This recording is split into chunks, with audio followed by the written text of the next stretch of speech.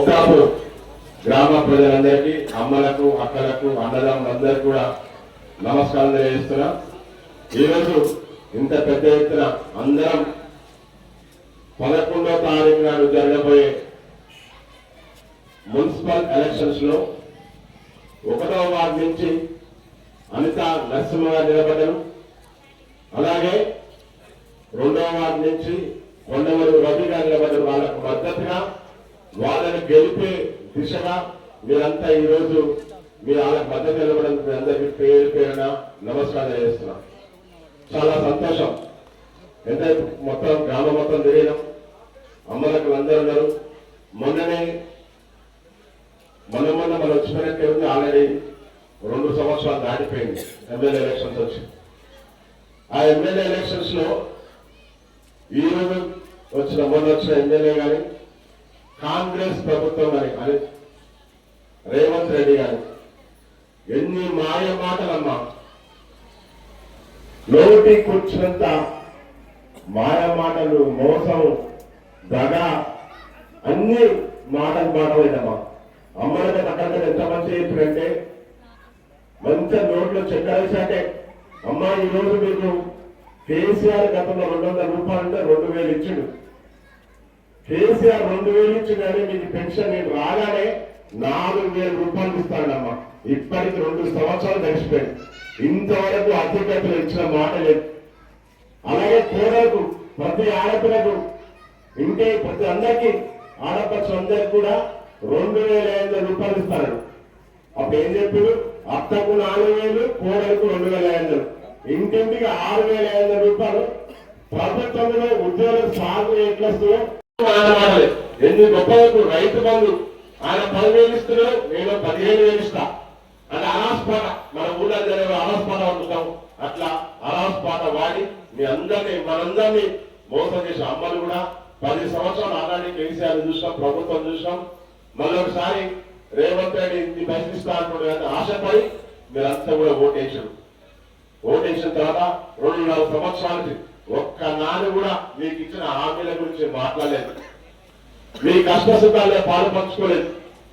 ఏమున్నా, ఏ సభ పెట్టినా, ఎప్పుడు ప్రెస్ మీట్ పెట్టినా, బహిరంగ సభలు పెట్టినా కేసీఆర్ ని తిట్టుడు తప్ప మీ ప్రభుత్వ పాలన ఎట్లా ఉంది, ప్రజలు ఎట్లున్నారు, మరి ఇచ్చిన హామీలు ఎందుకు నెరవేర్పై ఒక్కనాడు ఆలోచించారమ్మా. అదే కేసీఆర్ అయితే అమ్మల గురించి, అక్కల గురించి, కులాల వారి కూడా ఆలోచించారమ్మా.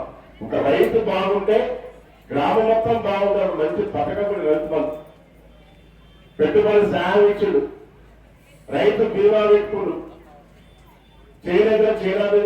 తిరుపు పథకం పెట్టిండు, చేనేత బీమా ఇచ్చిండు, గొయ్య బొమ్మల ముద్రాదులకు అన్ని రకాల చేసిండమ్మా. అంత గొప్పగా ప్రతి ఒక్కరిని కాపాడుకున్నాడు. మనంతా కూడా ఈ రోజు కోల్పోయాం. ఒక మంచి ముఖ్యమంత్రిని కోల్పోయాం. అన్యాయంగా ఏది అబద్ధాలు ఆడి మోసం చేసి వ్యక్తిని మనం ఎన్నుకునే ఈరోజు ముఖ్యమంత్రిగా 2.5 సంవత్సరాల నుంచి ఎక్కడ వేసిన కూడా అక్కడే ఉంది తప్ప ఏం లేదు. మన ఎమ్మెల్యే గారు కూడా ఒక్కసారి వెళ్ళిపోతే 2 సార్లు వెళ్ళిపోయాక అందరికీ మరి గతం నిర్ణయానికి ఇంకా మంచిగా పరిపాలిస్తా అని చెప్పి కానీ ఎప్పుడు ఎక్కడ పట్టించుకోలేమా.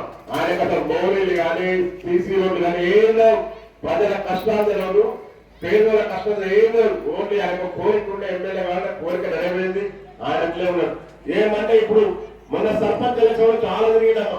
ఏమని మా అధికారంలో ఉన్నాం, మాకు ఓటేస్తేనే అభివృద్ధి జరుగుతుంది. చాలా గ్రామాల్లో మొత్తం అయిపోయింది. ఆయన నువ్వు ఇస్తా హామీని ఫస్ట్ చాలు అని చెప్పారు. 4,000 ఇస్తా, ఇచ్చే 2,000 ఇస్తాను, తులంబం ద్వారా ఇస్తా, అవన్నీ తర్వాత రా అని చెప్పి అక్కడ గ్రామాలన్నీ కూడా మన పోలీస్ కాన్స్టిట్యూషన్ మొత్తం కాంగ్రెస్ కంటే ఎక్కువ మనకే వచ్చినాయి, ఎక్కడ రాలే.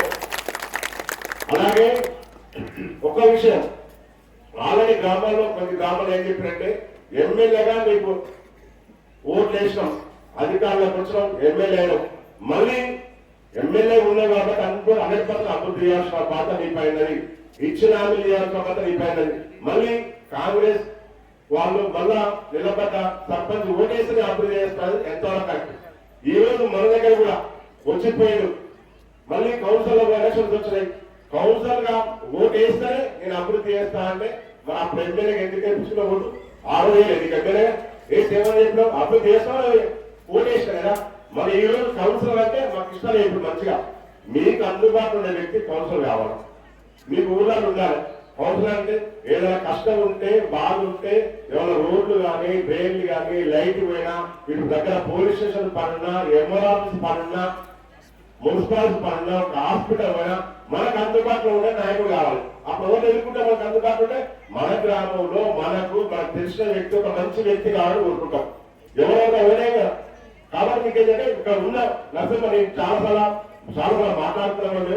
చాలా మంచి వ్యక్తి అని లాస్ట్ రోజు మా ప్రభాకర్ చెప్పినట్టుగా లాస్ట్ నరసింహారావు అంటే గ్రామం మొత్తం కోరుకుంటారు, ఆయన కావాలని కోరుకుంటారు, మనం ఆయన ఇస్తే బాగుంటుందని చెప్పగానే 100% ఒక మంచి వ్యక్తి. ఎందుకంటే వ్యక్తి మంచోడు కావాలి. ఏదైనా కానీ వ్యక్తి మంచోడు అయితే మనకు అందరికీ అందుబాటులో ఉంటారు. మనందరికీ ఒక ఇంట్లో ఒక పెద్ద కొడుకు లెక్కుంటారు, అమ్మ కూడా ఒక బిడ్డ లెక్కుంటది. కాబట్టి వాళ్ళంతా కూడా కోరుకున్నారు. మీరు కోరుకున్నట్టుగా అక్కడ అవకాశం దగ్గర మీకోసం ఈ రోజు నరసింహ గారిని ఇచ్చినాం. అట్లాగే మా రవి గారు కూడా ఇప్పుడు మాట్లాడిన రవికి ఇచ్చినాం. అంటే మీ అంతా కూడా మీకోసం ఒక మంచి నాయకుడు ఇవ్వాలని ఇచ్చినాం. అభివృద్ధి అనేది మొత్తం అయిపోయిందమ్మా. మున్సిపల్ అందరూ తెలిసిందే. పోచంపల్లి మున్సిపల్ లో గతంలో అసలు ఏమీ లేకుండే 70 కోట్ల రూపాయలు శాంక్షన్ మొత్తం వర్క్ చేసుకున్నాం. కన్నూరు ఉంచుకొని అంత పెద్దగా రోడ్లు వేసుకున్నాం, గల్లీ డ్రైన్ వేసుకున్నాం, సీసీలు వేసుకున్నాం. అభివృద్ధి ఆల్మోస్ట్ అయిపోయింది. ఇక సంక్షేమ కార్డు ఇస్తాను ఎగలేదు. మీ అందరూ ఆయన చెప్పే కళ్ళపల్లి మాట్లాడే అవసరం లేదమ్మా. మీరంతా చూస్తుండగా 2 సంవత్సరాలు అయిపోయింది. అవునా కదా. 2 సంవత్సరాలు 2 నెలలు అయిపోయింది. ఇక మహాంకాలు చేసేది 2 సంవత్సరాలు. తర్వాత ఎట్లా ఎలక్షన్ ఎవరు పని కూడా ఈ గతంలో పనిచేసిన 2 సంవత్సరాల మీద పనిచేసిన దానికే ఇక్కడ కమ్యూనిటీ బిల్స్ 3 కమ్యూనిటీ బిల్స్ ఇచ్చాం. బిల్లు ఇస్తున్నాడు అంటే అప్పుడు 2 సంవత్సరాలు పనిచేసిన కాంట్రాక్టర్ పైసలు ఇస్తలేరు. రేపు ఎవరైనా పనిచేస్తారు వాళ్ళ కాంట్రాక్టర్లు మనం ఈ రోజు మనం ఎప్పుడు శాంక్షన్ చేస్తున్నామమ్మా. ఇది రోడ్ ముందటి రోడ్డు. ఆ రోడ్ ఇంతవరకు శాంక్షన్ చేస్తే ఇంతవరకు పని స్టార్ట్ చేయలేదు ఎక్కడ కానీ. ఇంకా చాలా వరకు గ్రామాలు అయితే శాంక్షన్ చేసి క్యాన్సిల్ చేసి చాలా బిల్డింగ్ ఆయనకు అసలు ఆలోచన లేదు. ప్రజల్లో ఇది బాగుంది ధరవస్తే అప్పుడున్న పొద్దున 6 నుంచి 10 వరకు మా మండలం నుంచి కానీ ఇక్కడ మున్సిపల్ నుంచి అందరం ప్రజల కోసం పనిచేసినాం. అన్ని రకాల అభివృద్ధి చేస్తున్నాం. కాకపోతే ఇతను మాత్రం ఉన్న పని ఏం లేదు. సాంక్షన్ రోడ్డు క్యాన్సిల్ చేసాడు. ఆల్రెడీ సాంక్షన్ 2 నెలలు అయింది. ఇప్పటికీ రోజు పని స్టార్ట్ చేయలేదు. అంటే ఆయనకు ఎంత చిత్తశుద్ధి ఉంది? పబ్లిక్ మీద చిత్తశుద్ధి లేదు, ప్రేమ లేదు. ఆయనకి ఏమైనా కోరిక అయింది తప్ప ఆయన మాటలు పట్టించుకోవాల్సిన అవసరమే లేదు. మీరంతా 2 నెలల తర్వాత 100% మళ్ళా ముఖ్యమంత్రి కేసీఆర్ అవుతాడు, మళ్ళా నేనే ఎమ్మెల్యే. ఇది సంవత్సరం 5 సంవత్సరాలు ఉంటుందమ్మా.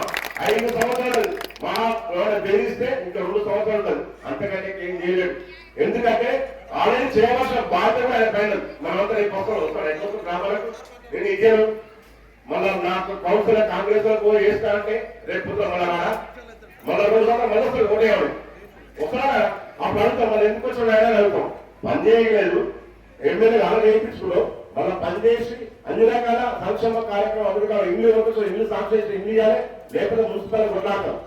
ఇక్కడ కంపల్సరీ ఎంతమందికి వేరే వాటలు ఎంతమందికి ఇచ్చిండో గ్రామాల్లో ఎంతమంది అందరికీ ఇల్లు ఇవ్వాలి. ఇల్లు లేకపోతే మున్సిపల్ కొట్లాడుతూ రసన కొట్లాడతాడు, మన రైతులు కొట్లాడతాడు. కాబట్టి మీకు అన్ని రకాల అర్థం వస్తాయి. వాళ్ళు చెప్పేది భయపడకండి, భయపడాల్సిన అవసరం లేదు. 100% కొట్లాడి తెచ్చుకోవాల్సిన బాధ్యత మన కార్యకర్తలకు ఉన్నది. కాబట్టి మీరంతా భయపడకూడదు. మీకు అండగా టీఆర్ఎస్ పార్టీ ఉంటుంది. మీకు రాబోకాలు మంచిగా వాళ్ళకి అందరూ ఉంటాం. కాబట్టి అందరూ కూడా ముక్తాలకు, అమ్మలకు, అక్కలకు, అన్నదమ్ములకు కూడా చెప్తున్నా, మళ్ళీ మోసపోకండి. గతంలో మోసపోయి మంచిగా నిజంగా కేసీఆర్ ముఖ్యమంత్రి అంటే ఈరోజు ఎంత బాగున్నామా. మొన్న దాకా మహిళా సంఘానికి ఎన్ని పైసలు ఉన్నాయి? 23 లక్షల కేసీఆర్ పైసలు జరగాలి. ఎవరికైనా పైసలు ఉండదు. 10,000 20 లక్ష అనేది కోటి అనేది కదా ఉన్నా. ఇప్పుడు పైసలు దొరుకుతున్నాయమ్మా. పైసలే దొరుకుతారు. ఎందుకంటే ఈ పాలన ఉండదు. ప్రభుత్వం చేతగాక వదిలిపెట్టేసాం. నిజామాబాద్ ఉన్నారు అసలు పట్టించుకుంటలేరు. కాబట్టి ఈరోజు ఈ అధోగతి పట్టింది మొత్తం.